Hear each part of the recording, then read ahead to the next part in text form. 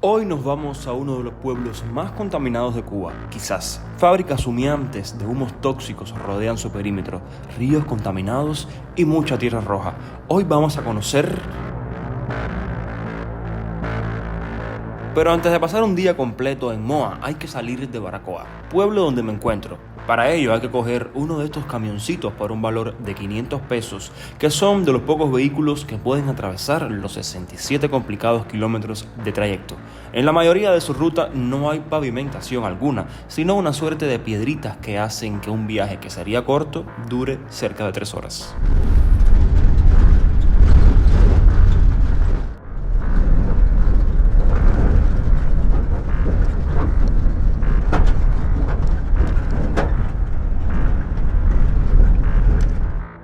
La carretera, si así se le puede llamar, atraviesa y conecta varios pueblitos a su paso, que de lo contrario quedarían aislados en medio del increíble Parque Nacional Alejandro Humboldt. El trayecto puede marearte un poco por las curvas, el mal estado de la vía y el hacinamiento de personas que suele haber en los vehículos, pero el paisaje al menos puede calmar esa sensación, si eres un poco optimista como yo. El color de la tierra empieza a cambiar, señal de que hay muchos minerales como níquel, cobalto, cobre. Mientras más roja, más minerales hay en la misma, eso dicen. Además de que se empieza a ver a lo lejos la humareda contaminante que envuelve a Moa.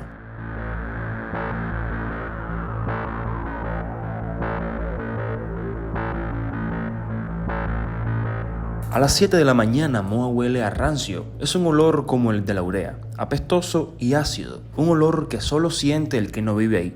Durante décadas, los pobladores del municipio de Moa han estado expuestos a las elevadas concentraciones de gases tóxicos en la atmósfera debido a la producción de sulfuro de níquel de la empresa cubano-canadiense Moa Nickel S.A. El gobierno de Cuba otorgó un periodo de gracia de 10 años para cumplir con las leyes medioambientales y vigentes. En la actualidad, prácticamente la mitad de ellos padecen enfermedades respiratorias agudas y tienen mayores probabilidades de morir de cáncer de pulmón que el resto de los habitantes de su provincia, Holguín.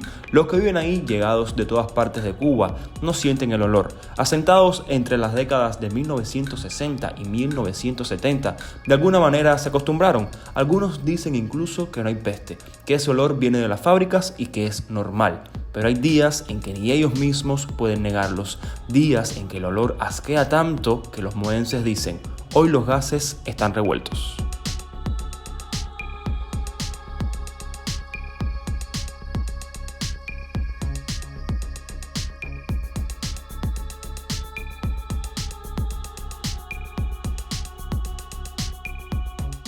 Hoy te traes a conocer Moa, uno de los pueblos que más contaminación ambiental recibe de Cuba quizás. Vamos a ver si es perceptible recorrer sus calles y su realidad. Comenzamos. Bueno, bienvenidos a Moa. Ahora les voy a presentar lo que vendría siendo una de las calles principales, pienso yo, ya que es donde más vida he visto. Se encuentra el banco, los negocios, paladares, etcétera, etcétera. Todo eso que ustedes saben que se encuentran en los típicos centros. Moa, no sé si es un pueblo o una ciudad, porque la verdad... no sé, tiene edificios más, no sé, tiene edificios un poco más grandes, dimensiones un poco más grandes que las de un pueblo, entonces no sabría decirles, me parece a mí que es un pueblo, aunque bueno, con aras de ciudad, se ve que hay desarrollo, calles anchas, pavimentadas, esto debido a que bueno, esto produce dinero, haciendo deporte en el níquel. O sea, ves todas las cosas aquí están relacionadas directamente con el níquel, con los minerales que se encuentran cerca de aquí, cobalto, etcétera, etcétera. Yo ahorita intenté sacar dinero en el cajero, pero era imposible, la cola redobla. Imagínense ustedes, bueno, que viaja a Cuba y tal con otras monedas, tal vez no necesita sacar dinero del cajero, pero bueno, yo que tengo tarjeta y que cuando voy viajando a los lugares para no andar con tanto dinero, sí necesito ir sacando dinero de lugar en lugar. En Baracoa no pude sacar dinero durante 4 días. Tenía la esperanza de sacar dinero en Moa, pero tampoco pude. Vamos a ver si más tarde se desocupa el cajero y queda dinero todavía, claramente. En 1956 la compañía estadounidense Freeport Sulfur había invertido $119 millones para construir una planta procesadora de níquel y cobalto por lixiviación ácida, la primera de su tipo en el mundo.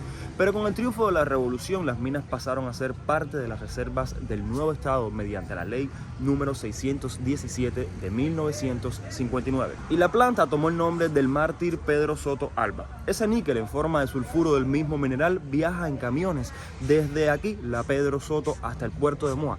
De allí en barco hasta Halifax, Canadá, y de allí en tren hasta Fort Saskatchewan para ser refinado por la Cobalt Refinery Company Incorporation. Desde 1991 el gobierno cubano cedió los derechos de exportación minera a Moa Nickel S.A., una empresa mixta cubano-canadiense perteneciente al grupo Moa Joint Venture. Hoy, todo el que vive en Moa, según la clasificación médica cubana, pertenece al grupo dispersarial 2, en el que se ubican personas que sufren factores de riesgo como la contaminación ambiental. Así luce lo que viene siendo todo el poblado de Moa. Hay una parte que es central, donde están los edificios, ustedes saben, importantes. Y ya luego todo el resto de la zona son este tipo de estructuras así, donde pueden vivir varias familias, además de diferentes edificios del estilo soviético. Ustedes saben que están por toda Cuba. Pero básicamente así es como luce Moa. Estoy buscando lo que vendría siendo la costa, a ver si hay como algún maleconcito o algo para mostrarles otra perspectiva de la ciudad. Discúlpame si no se ve bien porque bueno, hay un poco de aire por acá, entonces ustedes saben cómo funciona eso. Esto es lo que vendría siendo la zona costera de la bahía de Moa.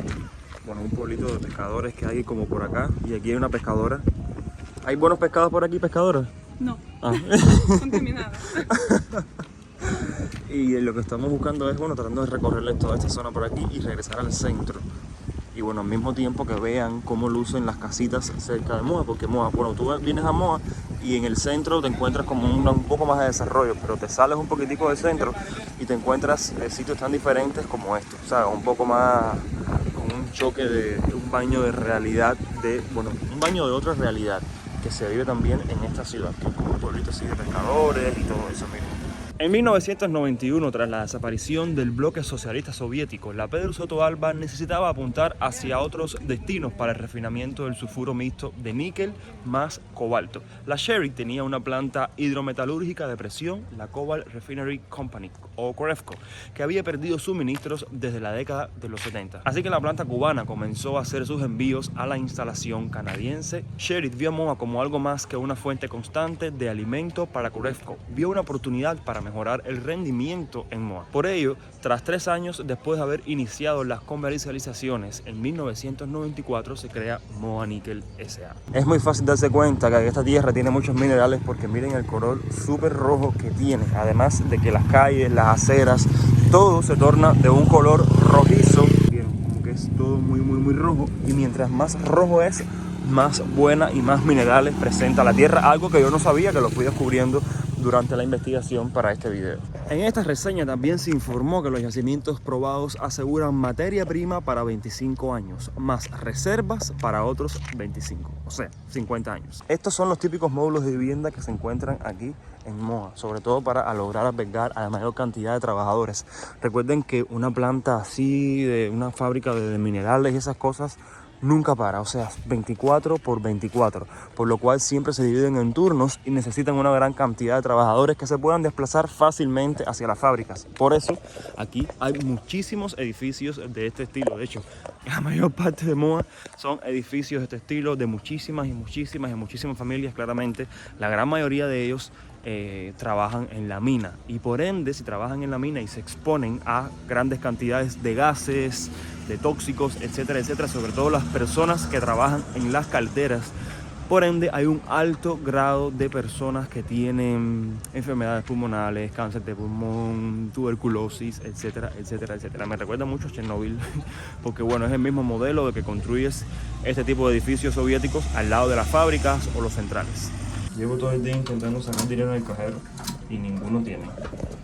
Vamos a ver si este, no sé, al parecer sí. No. Lo que no sé si tiene dinero o no. Hay un otro aquí, carejo automático. Bueno, si no funciona este, vamos a ese. Vamos a ver. No, otro más. El tercero que vemos que no tiene dinero. Ahora en la tarde, por suerte, se nubló un poquitico porque la verdad el sol ya me tenía loco ya. La verdad que lo que les quiero decir, Tú hueles y sí, bueno, no es un aire fresco, porque también entre el polvo que se respira aquí, el humo, o sea, sí sientas que no es un aire totalmente fresco, un aire totalmente limpio, pero al menos hoy, que hay bastante viento, tal vez está en la dirección contraria, no siento como que ese olor a azufre, aunque sí dentro de la habitación, algo súper curioso es que dentro de la habitación donde yo me estoy quedando aquí en Moa, hay olor a azufre, literalmente huele a azufre puro. ¿Qué pasa? Porque por la mañana todo se estanca y bueno, como la habitación es cerrada y tiene aire acondicionado, el olor sí se queda allá adentro.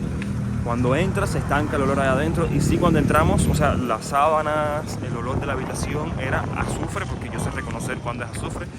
Y bueno, imagínense toda la noche las personas que no tienen aire o que viven que duermen con las ventanas abiertas, sí deben respirar todo ese aire, aunque bueno, ya no lo sienten ya, porque cuando te acostumbras a un olor es muy difícil que lo sientas. Pero sí se siente que, o sea, que el aire es diferente al resto de otros sitios que he visitado en Cuba. Así que bueno, creo que sí es cierto este hecho de que bueno, aquí sí se respira un aire bastante tóxico. Ahora toca hacer la bañación y luego más tarde ver si puedo encontrar un sitio donde comer. Que les adelanto que aquí en Moa es súper complicado encontrar sitios donde comer, ¿eh? Hemos estado caminando varios lugares y los que no ya no existen, o sea, las reseñas que salen en Google, muchos de ellos ya no existen o no nos convencieron. Entonces vimos uno que se llama el Dani, que bueno, un poquito más tarde les voy así a mostrar qué tal está. En la noche salimos a comer algo, claramente comida de cero calidad. La verdad, Moa nos decepcionó mucho, pero tampoco teníamos grandes expectativas, ya que es un pueblo meramente industrial donde todo lo que vas a encontrar va a girar en torno a la industria de los minerales. Al otro día nos fuimos, locos que estábamos por irnos ya para nuestra próxima aventura, que será nada más y nada menos que en el poblado de Jibara.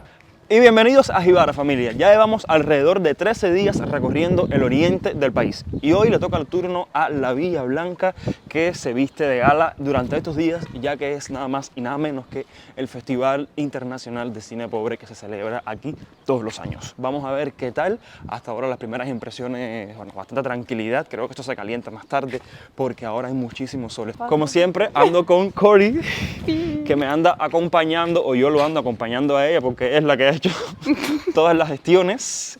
Y nada, vamos a ver ahora la casa y luego les cuento qué tal todo por el pueblo. Es de rollo, no es... Yo pensaba que era un celular, si yo no veo tampoco, yo estoy ciego. Es una camarita de esta de rollo antigua. Ah, Es una cámara ¿ese es antigua. 35 milímetros o 16?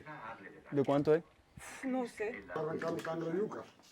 Si hubiera buscado, porque la vianda está Carísimo. de más. Carísima. No, que no hay, aquí en este barrio no hay.